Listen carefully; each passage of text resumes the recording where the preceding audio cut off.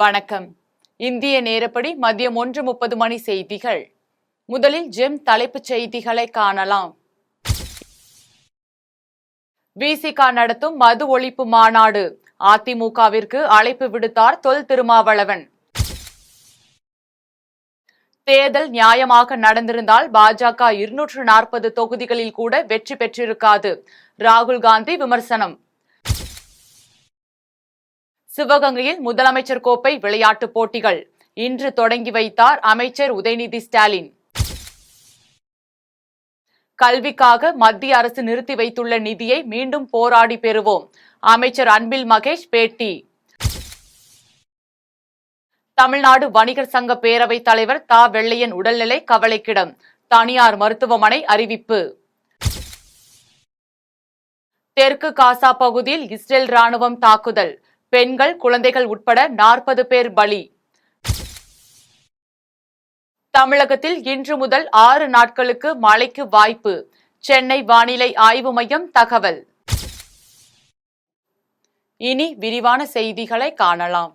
விசிக நடத்தும் மது ஒழிப்பு மாநாட்டில் அதிமுகவும் பங்கேற்கலாம் என்று தொல் திருமாவளவன் தெரிவித்துள்ளார்.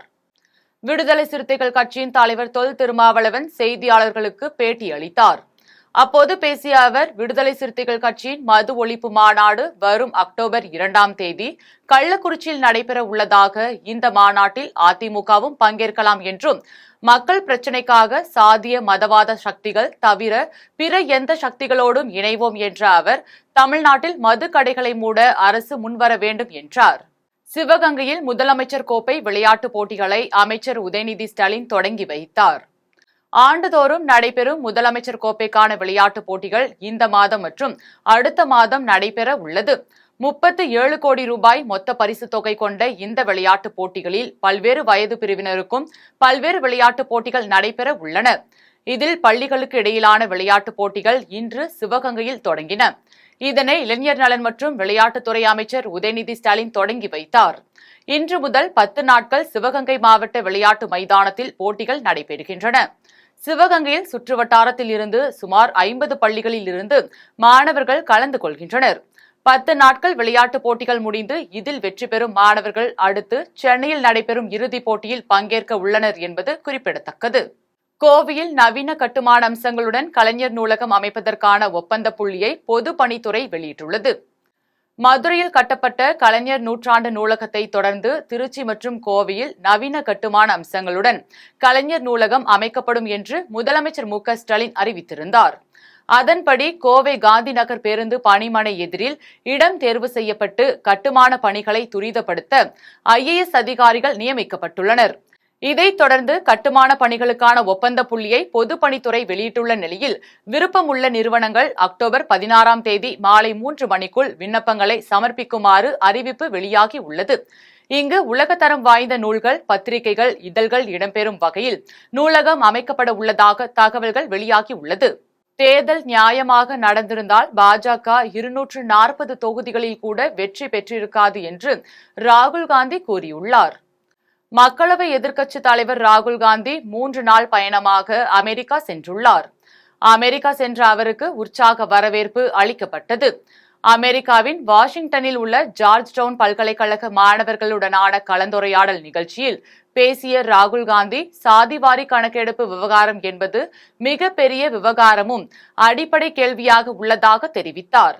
தொடர்ந்து பேசிய அவர், அடுத்த சில மாதங்களில் நடக்கவுள்ள தேர்தலில் பாஜகவுக்கு எதிராக போராடி வெற்றி பெறுவோம் என்ற அவர், நியாயமான முறையில் தேர்தல் நடைபெற்று இருந்தால் பாஜக 240 தொகுதிகளில் வெற்றி பெற்றிருக்காது என்று கூறினார்.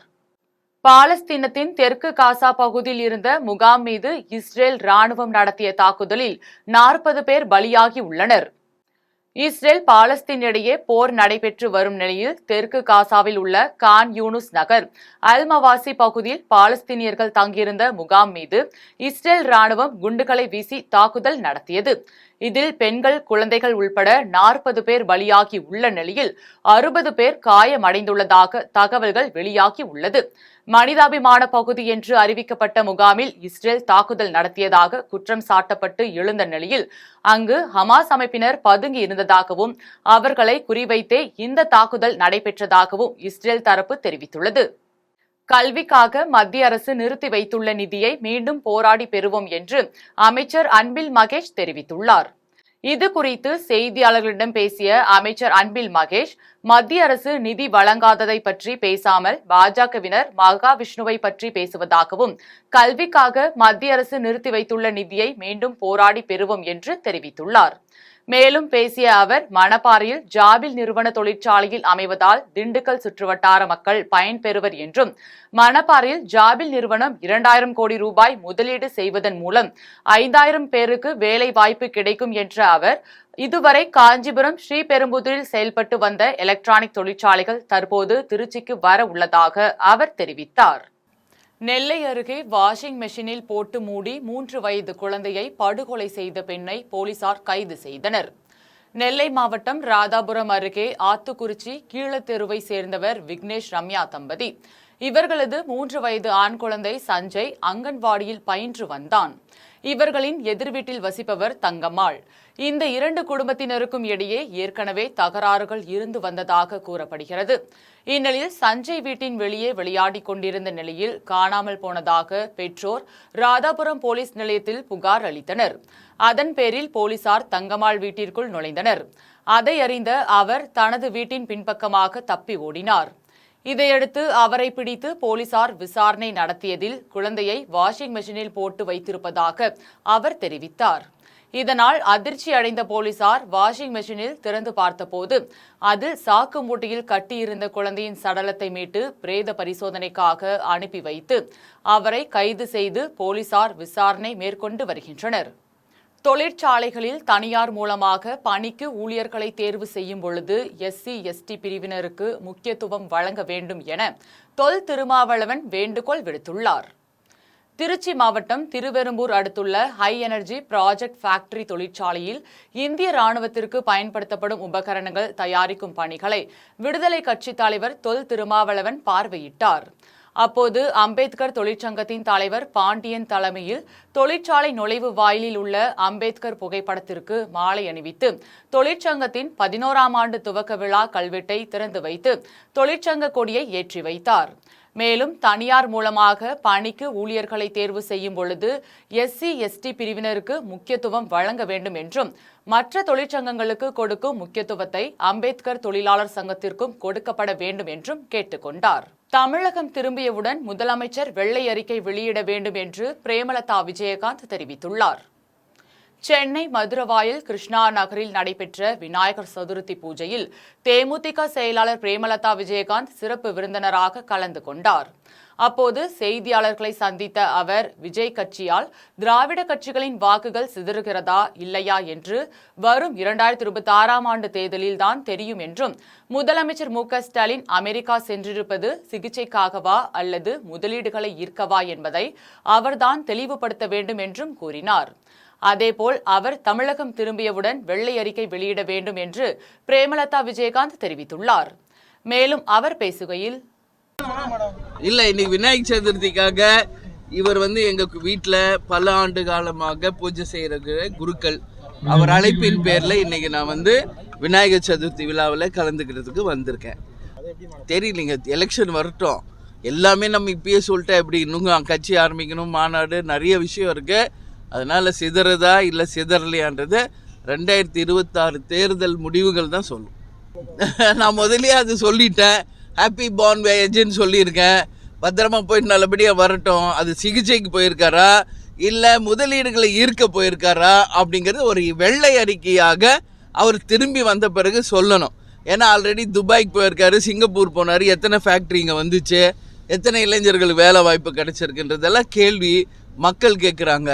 அதனால் அவர் திரும்பி வந்த பிறகு எத்தனை முதலீடுகளை கொண்டு வந்தார், எத்தனை ஃபேக்ட்ரி கொண்டு வர்றார், எவ்வளோ பேருக்கு வேலை அப்படிங்கிறது ஒரு வெள்ளை அறிக்கையாக அவர் கொடுக்கணும். ஆனால் பன்ருட்டி அருகே விநாயகர் சிலை கரைப்பதற்காக சென்ற 12 வயது சிறுவன் குளத்தில் மூழ்கி உயிரிழந்த சம்பவம் சோகத்தை ஏற்படுத்தி உள்ளது. கடலூர் மாவட்டம் பன்ருட்டி அடுத்த ஆனத்தூர் பகுதியை சேர்ந்தவர் பிரபாகரன். இவருடைய மகன் ஆதிகிருஷ்ணன் என்பவர் அதே பகுதியில் 7ஆம் வகுப்பு படித்து வந்தார். விநாயகர் சதுர்த்தியை ஒட்டி 3ஆம் நாளில் விநாயகர் சிலையை கரைப்பதற்காக அருகில் உள்ள நத்தம் ராமர் குளத்தில் 5 சிறுவர்களுடன் நீரில் இறங்கும்போது மூழ்கியுள்ளார். சிறுவர்களின் கதறல் சத்தத்தை கேட்டு அக்கம் பக்கத்தினர் சிறுவர்களை மீட்டுள்ளனர். அப்பொழுது ஆதிகிருஷ்ணன் மட்டும் மயக்க நிலையில் மீட்கப்பட்டு அரசு மருத்துவமனையில் சிகிச்சைக்காக அனுமதித்த நிலையில் அங்கு சிகிச்சை பலனின்றி சிறுவன் உயிரிழந்தார். இதுகுறித்து போலீசார் வழக்கு பதிவு செய்து விசாரணை மேற்கொண்டு வருகின்றனர். சிங்கப்பெருமாள் கோயில் தேசிய நெடுஞ்சாலையில் குப்பைகள் கொட்டாமல் தடுக்க நடவடிக்கை எடுக்க வேண்டும் என பொதுமக்கள் கோரிக்கை விடுத்துள்ளனர்.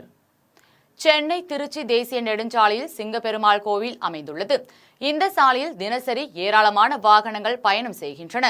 இந்த நிலையில் பல இடங்களில் சாலை ஓரங்களில் மூட்டை மூட்டையாக கழிவுகள் கொட்டப்படுகிறது. இரவு நேரங்களில் இறைச்சி கழிவுகள், பிளாஸ்டிக் கழிவுகள் உள்ளிட்ட பலவிதமான கழிவுகளை வாகனங்களில் கொண்டு வந்து சாலை ஓரங்களில் கொட்டிவிட்டு செல்கின்றனர். இதனால் துர்நாற்றம் வீசுவதுடன் சுகாதார சீர்கேடுகளும் ஏற்பட்டு வருகிறது.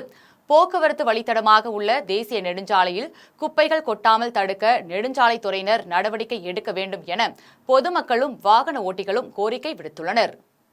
பாலக்கோடு அருகே ஆட்சியர் அலுவலகத்தில் ஒருவர் பூச்சி மருந்து குடித்து தற்கொலைக்கு முயற்சி செய்த சம்பவம் பரபரப்பை ஏற்படுத்தி உள்ளது. தருமபுரி மாவட்டம் பாலக்கோடு அடுத்த காசியம்பட்டி கிராமத்தை சேர்ந்தவர் இளங்கோ. இவருக்கும் இவரது உறவினரான வரதராஜனுக்கும் நிலப்பிரச்சனை இருந்து வந்துள்ளது. இந்த பிரச்சனை நீதிமன்றத்தில் நிலுவையில் உள்ள நிலையில் திமுக உறுப்பினர் முருகன் என்பவரும் வழக்கறிஞரும் சேர்ந்து கடந்த மாதம் 8ஆம் தேதி அன்று கம்பி வேலி போட்டுள்ளனர். இதுகுறித்து புகார் அளித்தும் போலீசார் எந்த நடவடிக்கையும் எடுக்காததால் இதுகுறித்து முதல்வரின் தனிப்பிரிவு, காவல்துறை தலைமை இயக்குநர், மாவட்ட காவல் கண்காணிப்பாளர் ஆகியோருக்கு பதிவு தபால் அனுப்பியுள்ளார். இதற்கிடையே கடந்த 7ஆம் தேதி அன்று இவரது உறவினரான வரதராஜன் மற்றும் வக்கீல், திமுக உறுப்பினர் முருகன் ஆகிய 3 பேரும் இளங்கோவின் வீட்டிற்கு சென்று நிலத்தை காலி செய்ய கூறி கொலை மிரட்டல் விடுத்த நிலையில் மாவட்ட ஆட்சியர் அலுவலகத்தில் புகார் மனு அளிக்க வந்த அவர் தான் மறைத்து வைத்திருந்த பூச்சி மருந்து குடித்து தற்கொலை முயற்சியில் ஈடுபட்டார்.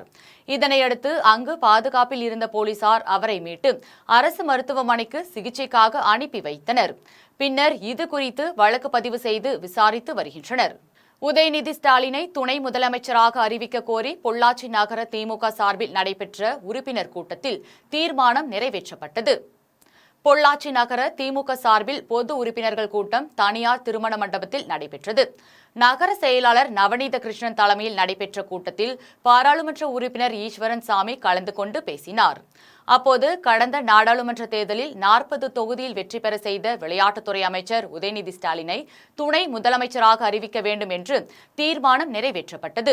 இதில் திமுக தகவல் தொழில்நுட்ப அணி துணை செயலாளர் மகேந்திரன், நகரமன்ற தலைவர் சியாமலா உள்ளிட்ட நிர்வாகிகள் பலர் கலந்து கொண்டனர்.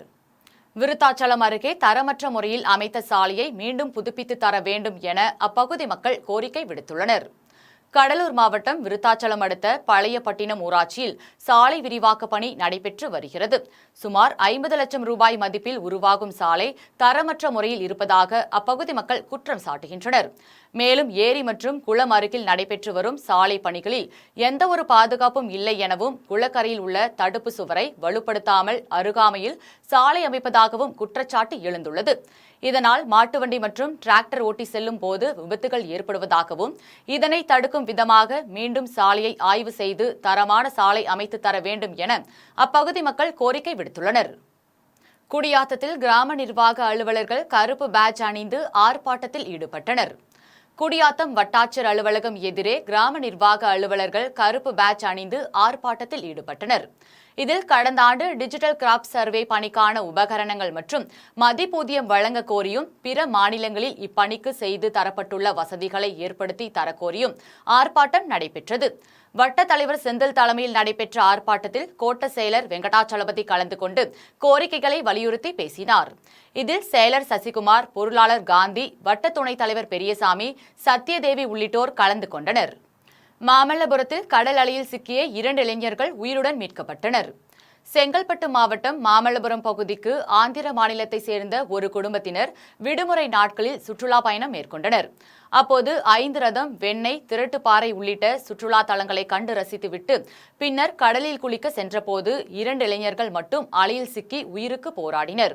அப்போது கடலோரத்தில் புகைப்படங்களை எடுத்துக் கொண்டிருந்த அதே பகுதியை சேர்ந்த தினேஷ் என்ற இளைஞர் கடலில் நீந்தி சென்று அந்த இளைஞர்களை உயிருடன் மீட்டு கரைக்கு கொண்டு வந்தார். தினேஷின் இத்தகைய செயலுக்கு பாராட்டுகள் குவிந்து வருகிறது.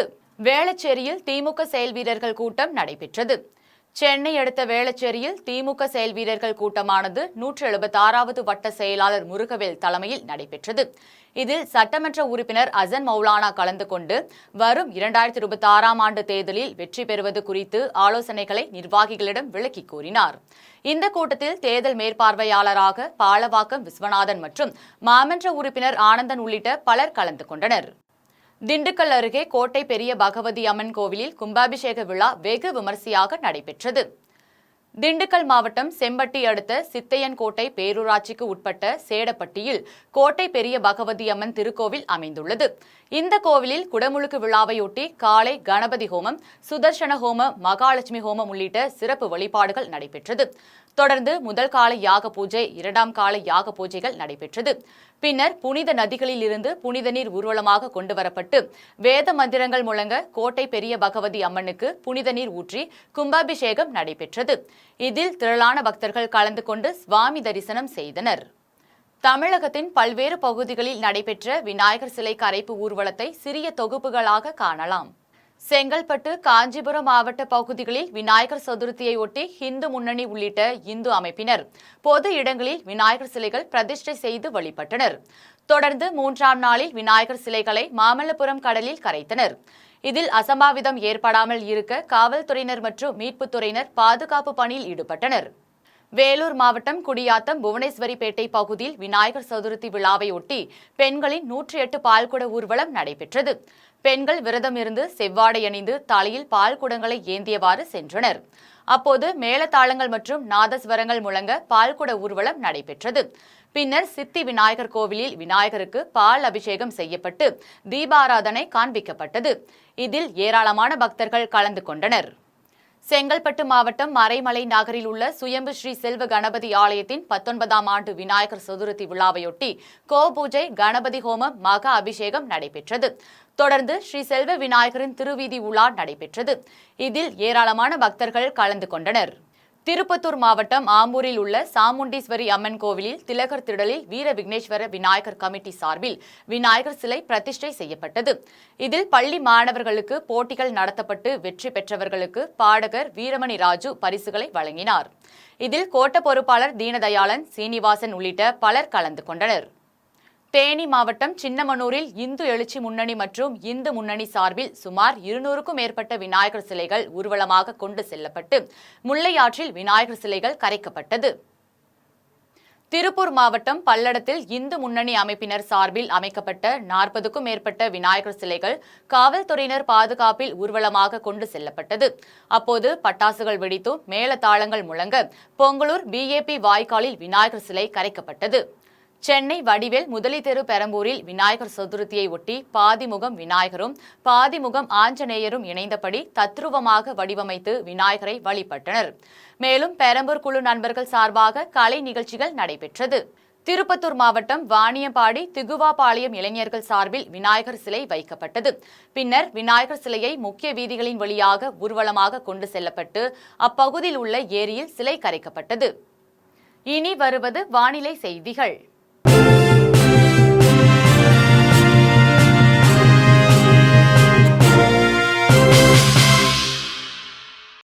தமிழகத்தில் இன்று முதல் 6 நாட்களுக்கு மழைக்கு வாய்ப்பு உள்ளதாக சென்னை வானிலை ஆய்வு மையம் தெரிவித்துள்ளது. சென்னை வானிலை ஆய்வு மையம் வெளியிட்டுள்ள அறிக்கையில் வடமேற்கு வங்கக்கடல் பகுதியில் நிலவிய காற்றழுத்த தாழ்வு மண்டலம் ஆழ்ந்த காற்றழுத்த தாழ்வு மண்டலமாக வலுப்பெற்று ஒடிசா மாநிலம் புரி அருகே நேற்று மதியம் கரையை கடந்தது. இதன் காரணமாக தமிழகத்தில் ஓரிரு இடங்களில் இன்று முதல் 15ஆம் தேதி வரை இடி மின்னலுடன் லேசானது முதல் மிதமான மழை பெய்யக்கூடும் என்று தெரிவித்துள்ளது. சென்னை மற்றும் புறநகரில் ஒரு சில பகுதிகளில் இடி மின்னலுடன் லேசான அல்லது மிதமான மழை பெய்யக்கூடும் என்றும், மன்னார் வளைகுடா, தமிழக கடலோர பகுதிகள், அதை ஒட்டிய குமரிக்கடல் பகுதிகளில் இன்றும் நாளையும் சூறாவளி காற்று வீசக்கூடும் என்பதால் இப்பகுதிகளுக்கு மீனவர்கள் செல்ல வேண்டாம் என்று அதில் தெரிவிக்கப்பட்டுள்ளது. இனி வருவது தங்கம், வெள்ளி விலை மற்றும் பங்குச்சந்தை நிலவரம்.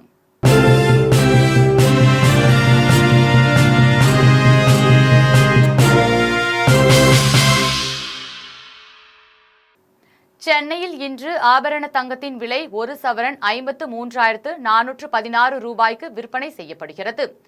சென்னையில் இன்று ஆபரண தங்கத்தின் விலை கிராமிற்கு 3 ரூபாய் குறைந்து 6,677 ரூபாய்க்கு விற்பனை செய்யப்படுகிறது. மேலும் ஒரு சவரன் 24 ரூபாய் குறைந்து 53,416 ரூபாய்க்கு விற்பனை செய்யப்படுகிறது. 24 கேரட் தூய தங்கம் ஒரு சவரன் 58,272 ரூபாய்க்கு விற்பனை செய்யப்படுகிறது. மேலும் 1 கிராம் வெள்ளி 90 ரூபாய்க்கும் 1 கிலோ வெள்ளி 90,000 ரூபாய்க்கும் விற்பனை செய்யப்படுகிறது. மும்பை பங்குச்சந்தை இன்று உயர்வுடன் காணப்படுகிறது. மும்பை பங்குச்சந்தை குறியீட்டு எண் சென்செக்ஸ் 92 புள்ளிகள் அதிகரித்து 81,651 புள்ளிகளில் வணிகமாகிறது. தேசிய பங்குச்சந்தை குறியீட்டு எண் நிப்டி 23 புள்ளிகள் அதிகரித்து 24,959 புள்ளிகளில் வணிகமாகிறது. மீண்டும் ஜெம் தலைப்புச் செய்திகள். விசிக நடத்தும் மது ஒழிப்பு மாநாடு, அதிமுகவிற்கு அழைப்பு விடுத்தார் தொல் திருமாவளவன். தேர்தல் நியாயமாக நடந்திருந்தால் பாஜக 240 தொகுதிகளில் கூட வெற்றி பெற்றிருக்காது, ராகுல் காந்தி விமர்சனம். சிவகங்கையில் முதலமைச்சர் கோப்பை விளையாட்டுப் போட்டிகள் இன்று தொடங்கி வைத்தார் அமைச்சர் உதயநிதி ஸ்டாலின். கல்விக்காக மத்திய அரசு நிறுத்தி வைத்துள்ள நிதியை மீண்டும் போராடி பெறுவோம், அமைச்சர் அன்பில் மகேஷ் பேட்டி. தமிழ்நாடு வணிகர் சங்க பேரவைத் தலைவர் தா வெள்ளையன் உடல்நிலை கவலைக்கிடம், தனியார் மருத்துவமனை அறிவிப்பு. தெற்கு காசா பகுதியில் இஸ்ரேல் ராணுவம் தாக்குதல், பெண்கள் குழந்தைகள் உட்பட 40 பேர் பலி.